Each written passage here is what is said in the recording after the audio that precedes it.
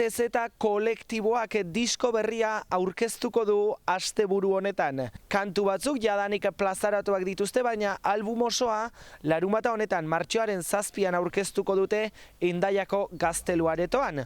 Proiektu hau lantzen hilabeteak daramazkite, Magi Oliden gure lankidea eurekin izan da. EHZ Festivalak ere aurtengo ediziorako lehen kontzertuak iragarri ditu eta hoien berri hartuko dugu. Arratsalde on deizuela guztioi, Euskal Elkargoa ere gaurko saioan hizpide izango dugu, hain zuzen ere 2020 urtean abiatutako agintaldia amaitu baita, martxoan izango diren hauteskundeen aurretik.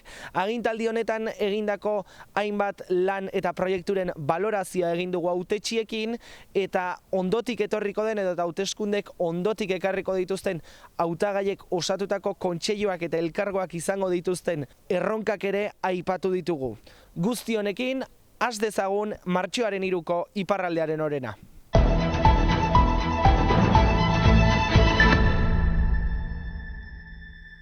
Euskal Elkargoak agintaldiko azken kontseilua egin du martxoko herriko hauteskundeen aurretik. 2017an sortu zenetik osoki bete duen lehen agintaldia da. Egonkortuta dago gaur egun, baina arriskuan dago ere.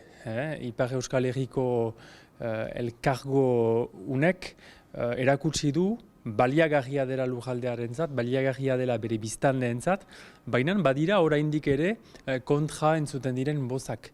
Eta ez da deus irabazia. Batzarrean urte honetarako 600 milioi euroko aurrekontua onartu dute aho batez eta agintaldiko lorpen handiak ekarri dituzte gogora.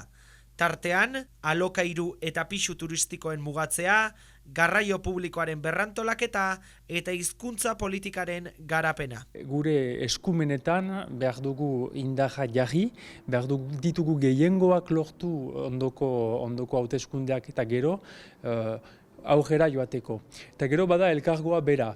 Ikusten dugu gure politika publikoetan baditugula mugak ere. Ez dugula nahi dugun heineraino joaten al. Eta beraz, hori izango da ere ondoko urteetako bojoka bat, da gure lurralde instituzio berezi bat sortzea.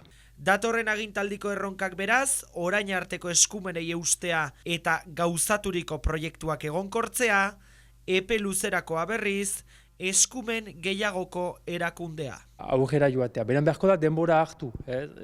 Hori lortzeko behar baitugu kontsentsu sozial eta kontsentsu politiko zabala lortu. Orduan hori izanen da epe luzeko lan bat, baina guaidanik abiatu behar dena. Agintaldi berriko Euskal Elkargoaren kontseilua osatuko duten hautetsiak udal hauteskundeetan jakingo dira eta apirilean eratu beharko dute Elkargoaren exekutiboa.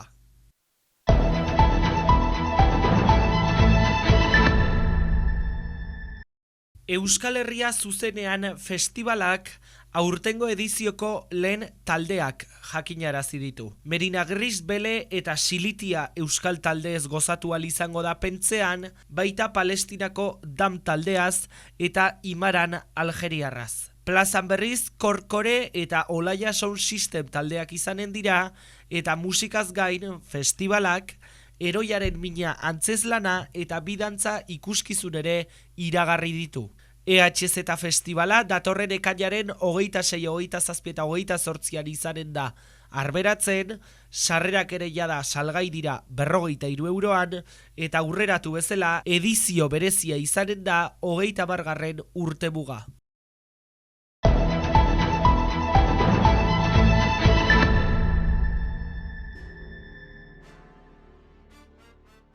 Konkistak segitzen du 2021an atera zuten lehen albumaren ondotik EGTZ taldeak Eden izeneko bigarren albuma aterako du hemendik gutxira. Baionako Zizpagaztetxearen japtailegetan ezagutu ziren japlari taldea aldatzen joan da eta berrikuntza asko ditu proposatzeko. Horietako bat kolektiboa 4 kidetik 3 pasa dela. Kantu bat izan ezik albuma osoki euskaraz izanen da beraz, eta album horren izenaren autua ez da bat ere hutsala izan ere kolektiboak jokatzen dituen gaiek argi erakusten dute haren zentzua. Eden abiatu ginen Eden lorategitik, eta nahi bauzu eden horretan da pixkat EGTZ-aren mundua. Beraz mundu hontan badira gauza ilunak, gauza alaiak ere, eta da pixkat hori EGTZ-aren mundua eta tratatzen ditugu gai batzuk gure ikuspegitik. Badira gai biziki pertsonalak, pixkat sentimenduei egokituak edo sentimenduak aipatzen dituztenak, baina badira gauza ere kantu batzuk ere salaratzen dituztenak gauza batzuk, faxismoaren gorakada adibidez. Eta beste hainbat gai ere, ez dut dena egan nahi, ez da sekretu pixkat atxiki, beraz hori guztia bai. Album berriaren sorkuntza prozesua azaldu du kolektiboak eta 3 hitz nabarmendu dituzte, plazera, askatasuna eta denbora.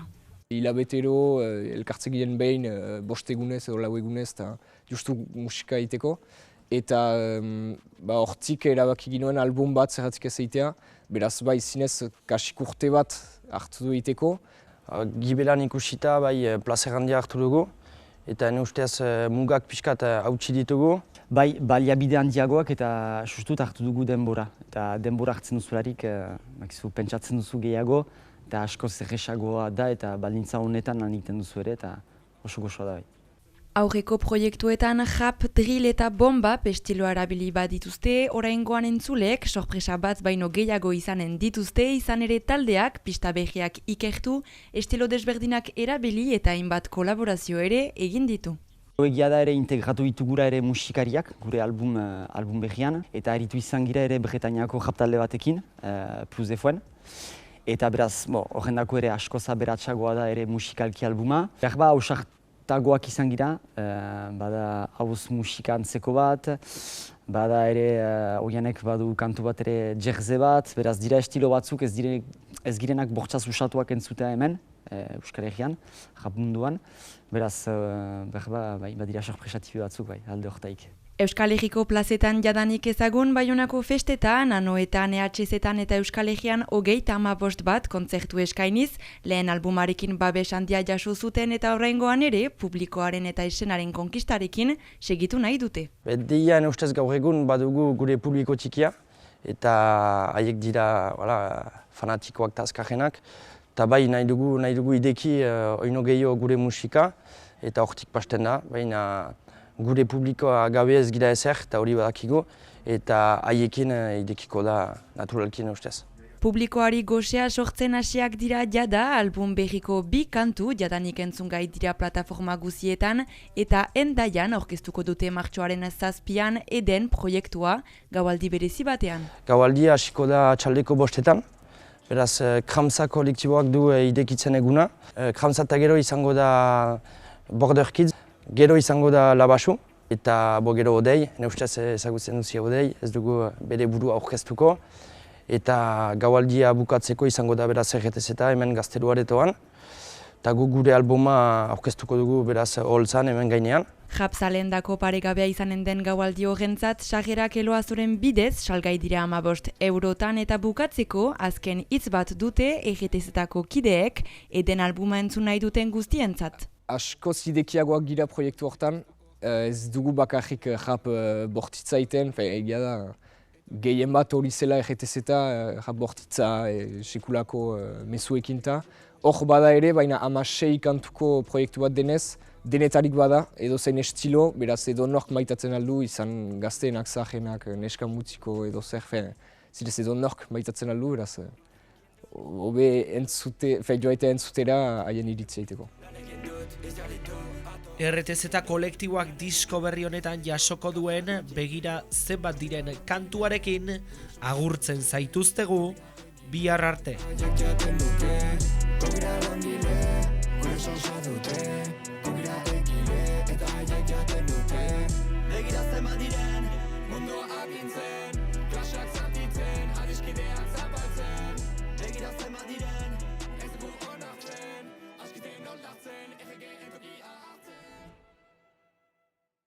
Thank you.